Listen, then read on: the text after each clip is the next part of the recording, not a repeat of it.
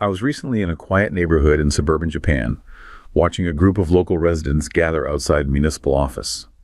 They weren't there for a festival or a town hall meeting. They were there to protest the burial of a Muslim resident in a local cemetery. The atmosphere was tense, filled with a sharp exclusionary energy that felt a world away from the cool Japan image of polite hospitality we're used to. One man I spoke with, clutching a flyer for Sana Takeichi's campaign, told me with a chillingly calm conviction, "We are finally protecting what is ours. No more bowing down to outsiders, and no more apologizing for our past." To him, Takeichi's landslide victory wasn't just a political shift. It was a long-awaited permission slip to be proud again, a pride defined entirely by who it excludes. He spoke about China with the same visceral intensity, viewing its economic rise not as a regional reality, but as a personal insult that required a muscular response. It was a fascinating, if unsettling, transformation to witness. The same person who felt threatened by a local burial plot felt empowered by the idea of tearing up Japan's pacifist constitution. But then the conversation took a sharp turn. I asked him what he thought about the fact that leaders from the UK, France, and even Canada were currently heading to Beijing to hedge their bets against the volatile US administration. For a moment, his confident facade flickered. He paused, looking genuinely confused, and then doubled down. "They're just weak," he muttered. "They don't understand that strength is the only language left." That disconnect, the idea that Japan can find security by doubling down on a high-stakes confrontation while the rest of the world is busy recalibrating toward a new multipolar fairness, is the central paradox of the Takaichi era. It raises a haunting question. Is Japan's sharp turn to the right a bold move toward becoming a normal nation, or is it a dangerous retreat into an ethno-nationalist bubble that the rest of the world is already moving past? Wow. That's a haunting question. Absolutely. And that story, I mean, it just perfectly captures the vertigo of this moment, doesn't it? It really does. It felt like vertigo standing there. Right. Because you hear this phrase, this multipolar fairness, and it makes sense, the world is shifting. But then you hear him. Yeah. And it's like he's operating in a completely different reality. He's talking about pride and strength and outsiders, and it feels like, I don't know, dispatch from another century. It's a total disconnect from the material reality of how the world is reorganizing itself. And that's exactly what we want to dig into today. This is the central paradox. Exactly. So why is Japan choosing this path? Why isolation and confrontation right now at the very moment when, connectivity is everything? That's the billion-dollar question. And I think the answer lies in three key areas we need to explore. First, there's the massive economic opportunity that they're not just ignoring, but actively framing as a threat. Second, you have this demographic crisis, this slow-motion collapse that they're not solving, but actually weaponizing for political gain. Weaponizing. That's a strong word, but it feels right after hearing that story. And third, it all comes back to history. The ghosts of the past that they just refuse to lay to rest, which shapes how they see their place in the world today. Okay, so economics, demographics, and history. Let's start with the economy, because that feels like the most concrete, the most tangible part of this disconnect. I agree, because the rest of the world is moving on this, and Japan is digging in its heels. And when we talk about the economy of the region, we have to talk about the Belt and Road Initiative, the BRI. Now, in the West, you hear that, and you immediately think debt trap, neocolonialism, China taking over the world line. It's the headline, but it's often, a very simplistic and sometimes misleading one. To get the real picture, you have to look away from the think tanks in D.C. and look at what's actually happening on the ground in places like Davao. Which brings me to this other story I found, which completely reframed how I thought about the BRI. I saw a series of posts from a logistics coordinator named Mateo working near the port of Davao. He shared a story about his father, a retired fisherman who now watches the horizon with a mix of hope and anxiety. For decades, their community survived on the whims of local trade, but recently, Mateo described the tangible shift brought by new infrastructure projects linked to regional trade agreements and the Belt and Road Initiative. He wrote about the quiet hum of the cranes, and how for the first time his younger brothers didn't feel the need to leave for Manila to find work, because the local economy finally felt anchored. However, the narrative shifted when rumors of new joint naval exercises began to circulate. Mateo noted that while politicians in Tokyo and Washington talk about security umbrellas, his community sees the potential for these new bridges, their literal lifelines, to become targets. Imagine a family sitting at dinner looking at a brand new paved road that connects them to the world, only to realize that the geopolitical price of protection might be the very stability they just gained. As I read through Matteo's account, I couldn't help but feel the weight of his dilemma. From my perspective, as someone who tracks these geopolitical shifts, it's clear that while military alliances offer a sense of hard power, they often lack the soft economic floor that actually keeps a society from collapsing.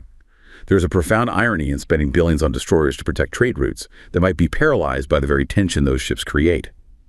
We have to ask ourselves, are we prioritizing the defense of a nation at the expense of the livelihood of its people? The quiet hum of the cranes. I mean, that one image, it says everything. That's not an abstract geopolitical concept. That's jobs, that's opportunity, that's a reason for your kids to stay home. It's a future, right? But the question is Matteo's story just a one-off? Is this an anecdote, or is it representative of what's really happening with the BRI? Because, again, the narrative we get is that these projects are white elephants, they're failing. Well, let's look at the sheer scale of it, because that tells a story in itself. We're not talking about a few projects here and there. The BRI now involves over 150 countries and more than 30 international organizations. 150 countries. Yes. The total investment is, the estimates vary, but it's well over $1 trillion. This network of infrastructure ports, railways, pipelines, digital highways, it covers something like half of the world's total economic activity. Half the world's economy is touched by this. In some way, yes. And the numbers on trade are just staggering. In the last decade or so, trade between China and the BRI partner countries has more than doubled. We're talking about trillions of dollars in cumulative trade volume. This isn't a failure. It's the largest development project in human history. Okay, but let's tackle the biggest criticism head on, the debt trap. The story always goes, China offers a huge loan for a port, the country can't pay it back, and then boom, China swoops in and takes control of the asset. The prime example is always Hambantota Port in Sri Lanka. Right. Hambantota is the poster child for the debt trap narrative. It's used constantly. But what's fascinating is when you actually dig into the data, the story falls apart. So? Well, a number of Western research institutions, like the one at Johns Hopkins, for example, have done deep dives into this. And what they found was that Sri Lanka's debt crisis wasn't primarily caused by Chinese loans. The overwhelming majority of its foreign debt was owed to Western financial institutions. So to Wall Street and London. The Chinese loans were a fraction of the total. The idea that China seized the port is, it's a very effective piece of geopolitical messaging, but it's not an accurate description of what happened with the finances. The Sri Lankan government made the decision to lease the port to a Chinese company to raise revenue. It wasn't a seizure. So it's a myth, or at least a major distortion. It's a distortion of how development finance actually works. You have to understand the model China is using here. They are essentially exporting the playbook that they use to lift hundreds of millions of their own people out of poverty in a single generation. Debt-fueled infrastructure growth. You build the high-speed rail, you build the 5G towers, you electrify the ports, and you do it fast. You worry about paying for it once the economic activity it generates starts kicking in. It's an infrastructure-first model. And that's different from the traditional Western model, from, say, the IMF or the World Bank. Completely different. The model from the West, the so-called Washington Consensus, was, we'll give you a loan, but you have to implement austerity. You have to cut social spending, privatize your state-owned industries, open your markets to our companies. It came with a lot of heavy-handed policy demands. Right, structural adjustment program. Exactly. The BRI offers a different deal. It says, you need a bridge. We'll build the bridge. We'll bring our engineers. We'll finance it. And in return, we'll have more efficient trade with you. It's based on mutual interests in industrialization, not on dictating domestic policy. You see that really clearly in some of the flagship projects, right? Absolutely. Right. Look at the China-Pakistan Economic Corridor, CPEC. That's a massive, $62 billion undertaking. It's not just a road. It's a whole network of energy projects, stabilizing the power grid in Pakistan. It's developing the port of Gwadar on the Arabian Sea, which opens up a whole new trade route. And for a country like Pakistan, a stable energy grid is fundamental. It's nation building. It's the kind of foundational investment that they've been seeking for decades. So if you're a leader in a developing country and you have these two competing offers, a lecture on good governance from one side or a functioning power plant from the other, You take the power plant every time. And this is precisely why you're seeing the global north start to pivot. You mentioned it in your opening story. Leaders from France, the UK, even Canada are making their way to Beijing. Wow. Because they're not blind. They see the United States turning inward. They see the America First rhetoric, the tariffs, the trade wars. The U.S., which for 70 years was the champion of globalization, is suddenly becoming unpredictable and protectionist. And China is doing the opposite. China is stepping into that vacuum, waving the flag of economic openness and global trade. It's one of the great ironies of our time. You have the Communist Party of China emerging as the defender of the globalized system that America built. It is a bizarre reversal, and this is where Japan's current strategy seems to self-defeating. It's utterly baffling when you look at their history. Japan used to be the lead goose of Asia. The lead goose. It was the flying geese paradigm, a model of economic development from the 70s and 80s. The idea was that Japan, as the most technologically advanced nation, was the lead goose. It would master an industry like consumer electronics. Right. Then, as Japanese wages got too high, it would offshore the manufacturing to the next tier of geese, South Korea, Taiwan. Then they'd get too expensive, and the factories would move to the next tier, Thailand, Malaysia.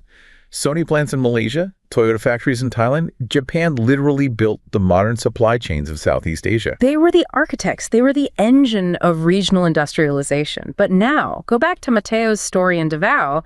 Who's building the port? Whose cranes are humming? It's China. And Japan's response isn't to try and compete economically, to say, hey, we can build a better port with better financing. No, their response is primarily military. They're showing up with destroyers and offering joint naval exercises. They are looking at that new road Mateo's family is so excited about, and they don't see a new market for Japanese cars. They see a potential invasion route for the Chinese military. So they're framing a commercial and economic challenge as a security threat.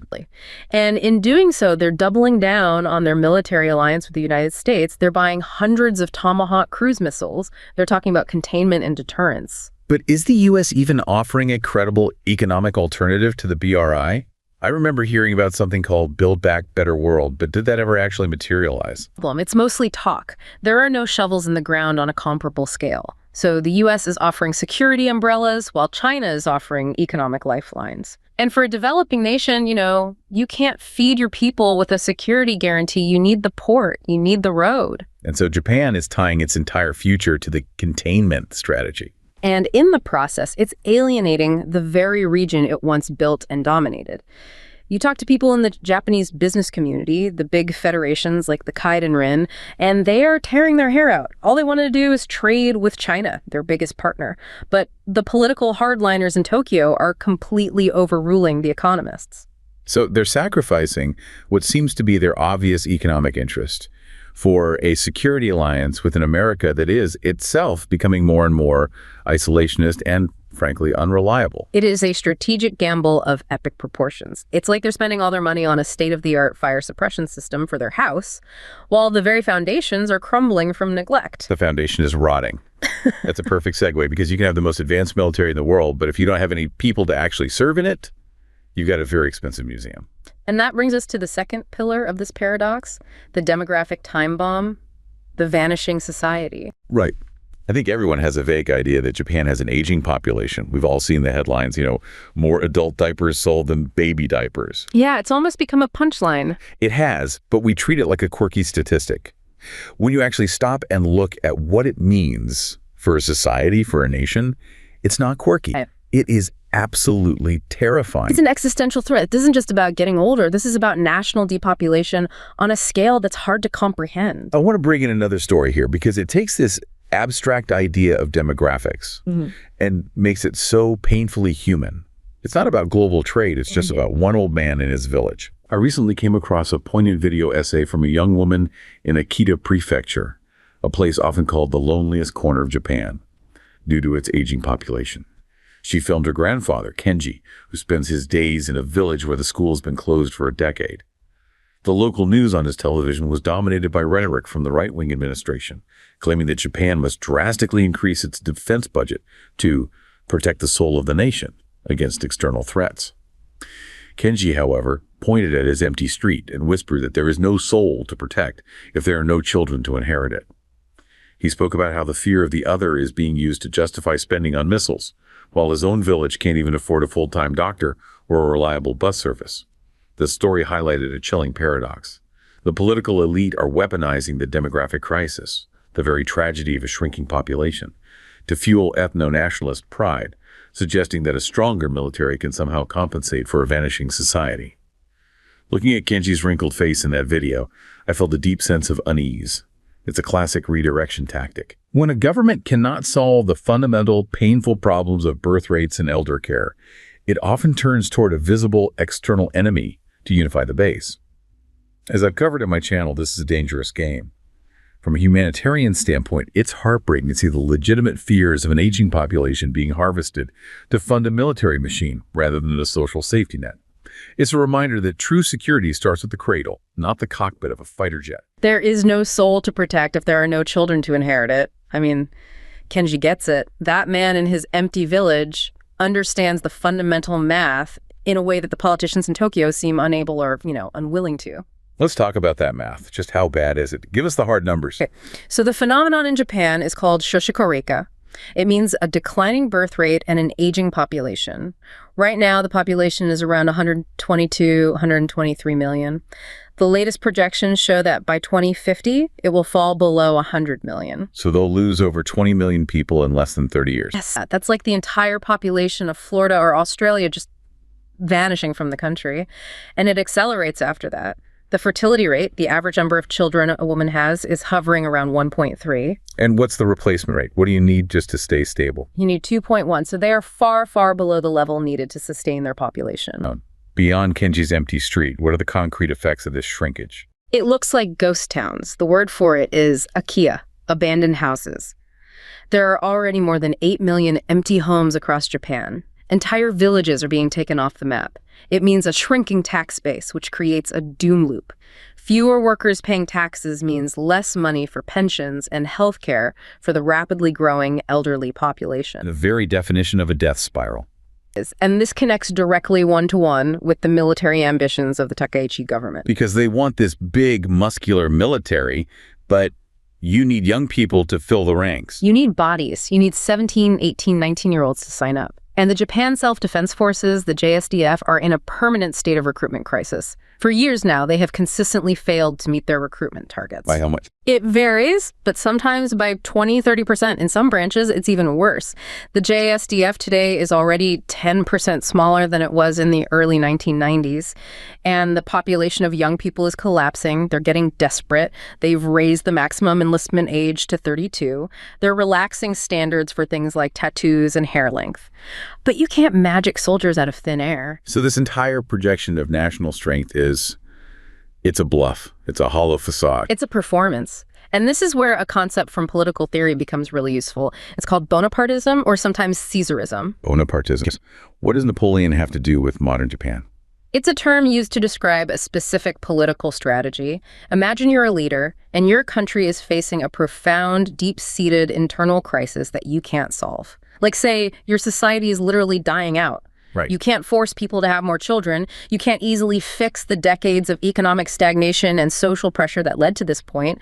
The root problems are too hard. So what do you do to stay in power? You find an enemy. You pivot. You manufacture an external crisis to distract from the insoluble internal one. It's a way to generate legitimacy. A leader like Takaichi can effectively say to the public, look, I can't solve the pension crisis. I can't repopulate your villages. But I can give you pride, I can make you feel strong, I can protect you from the Chinese threat. So they take the very real, legitimate fear and loneliness that a man like Kenji feels. And they harvest it, they redirect that anxiety. Kenji is scared because his world is literally disappearing around him. The politicians tell him, no, the reason you feel scared is because of them, the outsiders, the foreign threat. It's an incredibly cynical playbook. It is the oldest trick in the political book. Yeah. And it creates this completely perverse allocation of resources. You see the government proposing record-breaking defense budgets, spending billions on American missiles and new fighter jets, while Kenji's village doesn't even have a reliable bus service. But there is an obvious mathematical solution to the demographic problem, isn't there? I mean, every other advanced economy facing this has used it. Immigration. It's the only way to fill the labor gap and grow the population. And that is the absolute third rail of Japanese politics. You cannot touch it. The entire cool Japan brand, the image they project to the world, is built on this powerful myth of cultural and ethnic homogeneity. The ethno-nationalist wing of the party, which is now in control, believes that being Japanese is a matter of blood, not a passport. But hang on, you do see foreign workers in Japan now. I mean, go into any convenience store in Tokyo, and the person behind the counter is often from Southeast Asia or South Asia. They are, but look at how it's structured. It's designed to be temporary and exploitative. For years, the main system was the Technical Intern Training Program, or TITP. The name itself sounds a bit dodgy. The official purpose was to transfer skills to workers from countries like Vietnam or Indonesia who would then go home. The reality was that it was a guest worker program providing a steady stream of cheap, disposable labor for industries the Japanese didn't want to work in anymore: farming, construction, elder care. And the conditions were bad. The conditions were often horrific. Widespread reports of abuse, illegally low wages, employers confiscating passports. It was a system designed to get the labor of a person without having to accept the person themselves. They want the hands, not the human being. They've tried to reform that, haven't they? They have. They recently replaced it with a new visa category, the specified skilled worker. It's an improvement, but it's still very restrictive, and the damage has been done. Japan has a reputation for being unwelcoming. If you're a skilled nurse from the Philippines, you have choices. You can go to Canada, to the UK, or you can go to South Korea. Harrison. South Korea is in the same demographic boat, right? Their birth rate is even worse. It's the lowest in the world, something like 0.7. It is the lowest on the planet. They are staring into the abyss. But their reaction is starkly different from Japan's. South Korea is, however reluctantly, starting to have a national conversation about becoming a multicultural society. So? Well, the government has actively facilitated marriage migration, bringing in foreign brides, mainly from Southeast Asia, for years. There are state-sponsored programs to help these families integrate. They're actually teaching diversity and multiculturalism in schools. Now, is it perfect? Absolutely not. There's still a ton of racism and challenges, but there is a national recognition that the future of Korea must include non-Koreans. Whereas Japan is still in denial. Japan is still clinging to the illusion of homogeneity. They're trying to solve a 21st century problem of labor shortages with a 19th century ideology of ethnic purity. Which brings us back to Kenji. He's being told to fear the outsider. When the outsider is the only person who can realistically staff the hospital he will need, or drive the bus that no longer runs, or keep his village from literally disappearing from the map. It's a policy that prizes, as you said, exclusion over literal survival. And this deep-seated obsession with purity, with pride, with who we are, it always leads back to the unresolved trauma of the past. You can't talk about Japanese nationalism without talking about the Second World War. It's the ghost at the feast. Mm-hmm. And that's the third and final trap that they've fallen into, the trap of history. It's strange because from a Western perspective, you might think, that was 80 years ago. Surely everyone has moved on. But when you're in East Asia, it doesn't feel like 80 years ago. It feels like last Tuesday. Because the wounds have never been properly cleaned and stitched up. For Japan's neighbors, the history has never been fully acknowledged. And for the Japanese far right, that history is not a source of shame, but a source of humiliation they want to erase. I have one last story to share that just perfectly illustrates this. It's from a young Japanese student, and he uses that same word you did earlier, vertigo. There was a fascinating thread on a social forum written by a Japanese exchange student named Haru, who had just returned from a semester in Berlin. Haru described a moment of profound historical vertigo. In Berlin, he stood before the memorial to the murdered Jews of Europe, witnessing how Germany has integrated its darkest chapters into its modern identity to build trust with its neighbors. But when he returned to Tokyo, he was greeted by the news of the new administration's push to revise Article 9 and move toward becoming a normal nation. He wrote about the silent tension he felt at family dinners when he tried to discuss Japan's past. His elders preferred the narrative of victimhood over responsibility. Haru's story was one of a young man realizing that Japan's path to normalcy is being built on an insistence to forget, whereas Germany's was built on the courage to remember. He feared that by abandoning the peace constitution, Japan wasn't becoming normal, but was instead retreating into a past that the rest of Asia has not forgotten. Reading Haru's reflections, I found myself nodding along. There's a certain political correctness in the international community that often avoids criticizing a nation's right to defend itself, but we have to look at the context. In my view, the normal nation argument used by the far right feels less like a step forward and more like a rejection of the unique, peaceful identity Japan spent decades building. While I understand the desire for national pride, if that pride is rooted in the erosion of a pacifist legacy, It risks destabilizing the delicate balance of East Asia. We should be careful not to mistake the sharpening of a blade for the strengthening of a heart. Historical vertigo. That is the perfect phrase for it. The shock of seeing your own country's past through the eyes of another. And the Germany comparison is so powerful, isn't it? Because Germany committed monstrous crimes, but they've spent 80 years building their entire modern identity on atonement. You can't walk through Berlin without tripping over a memorial to their own guilt. Exactly. Germany's path to becoming a normal nation, again, was paved with apology and remembrance. That's what allowed them to reintegrate into Europe to become the leader of the EU. France and Poland could accept or rearm Germany because that trust had been painstakingly rebuilt. Japan took a different path. A completely different path. Now, people will say, but Japan has apologized.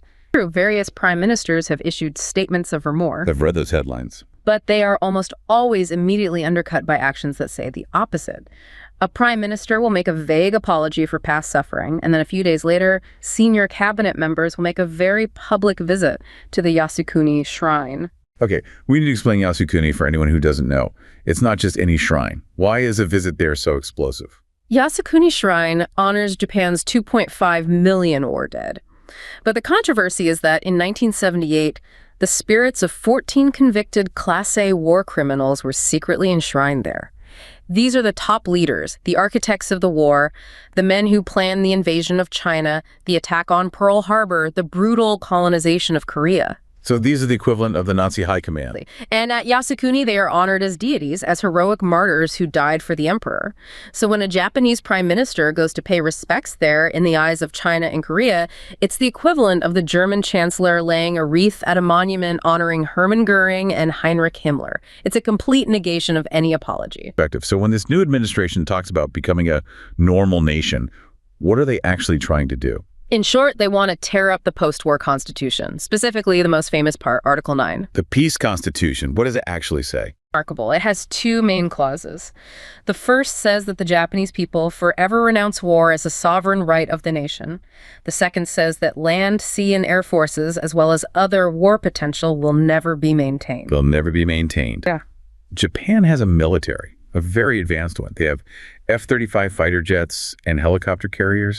Through decades of very creative legal interpretation, the official line has always been, well, Article 9 forbids us from having a military for war, but it doesn't forbid us from having a force for self-defense. So they built the Japan Self-Defense Forces. The semantic game. But the hard right, the Takeichi faction, is tired of the game. They see Article 9 not as a noble pacifist ideal, but as a national humiliation that was forced on them by the American occupiers after their defeat. They want to revise it, to get rid of the ambiguity, and explicitly grant Japan the right to have a full-fledged offensive military. But the incredible irony here is that the Americans are the ones who wrote it. General MacArthur's staff basically dictated that constitution. And now, Washington is the biggest cheerleader for Japan to rearm and scrap Article 9. It's a total reversal. Why? What happened? It's a policy pivot known as the reverse course. In 1947, the U.S. wanted to permanently demilitarize Japan.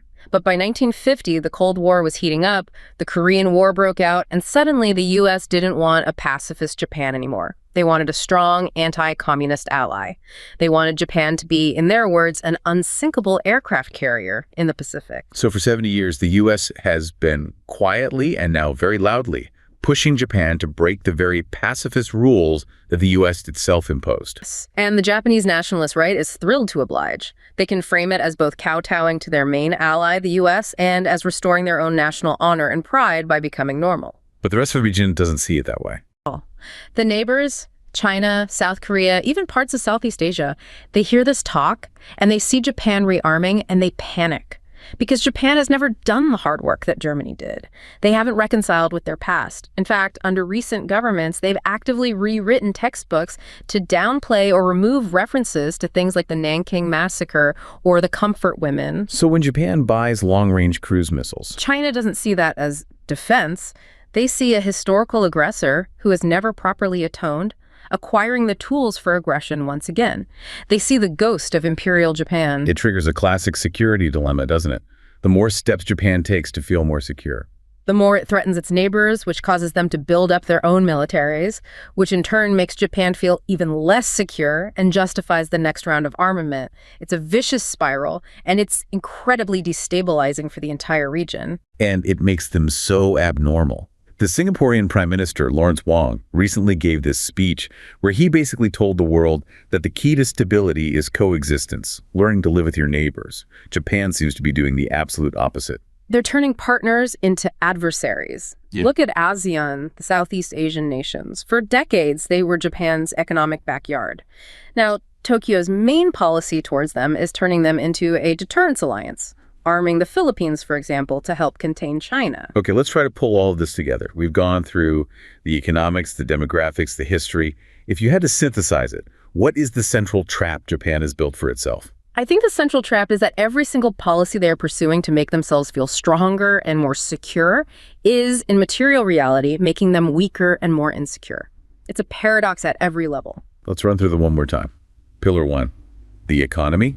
Economically, their entire future prosperity is tied to integration with the Asian mainland, with the very connectivity that initiatives like the BRI are creating. But instead, they're choosing confrontation. They're treating their biggest trading partner as an enemy, siding with a U.S.-led strategy that offers no real economic alternative. Pillar 2, demographics. Demographically, their society is literally evaporating. The only mathematical solution is openness and immigration. But instead, they're choosing ethnic purity and exclusion. They're using xenophobia as a political tool, which starves their economy of workers and their society of the future. And finally, Pillar 3, history. Historically, to be a trusted leader and a stable presence in Asia, they need reconciliation. They need to do the hard work of earning their neighbors' trust. But instead, they're choosing historical amnesia. They're prioritizing a fragile, revisionist sense of pride over the real security that comes from having peaceful, trusting relationships. So in every critical area, they are choosing ideology over reality. It's a profound failure of leadership. And the rest of the world isn't going to wait for them to figure it out. The world is moving on. The multipolar world is already here. The BRI nations, the global south, even pragmatic countries in Europe, they are building a new, connected reality. And Japan is choosing to stand apart from it. They are standing on the shore, polishing their swords, and proudly guarding a bridge that leads nowhere, while the rest of the world has already built a new network of superhighways that bypasses them completely. This whole push to become a normal nation, it seems like it's having the opposite effect. By desperately clinging to a fading Cold War alliance and a rigid, exclusionary definition of itself, Japan is risking becoming a geopolitical ghost town. A heavily armed, fiercely proud, but slowly emptying fortress, guarding a past that no one else wants to return to.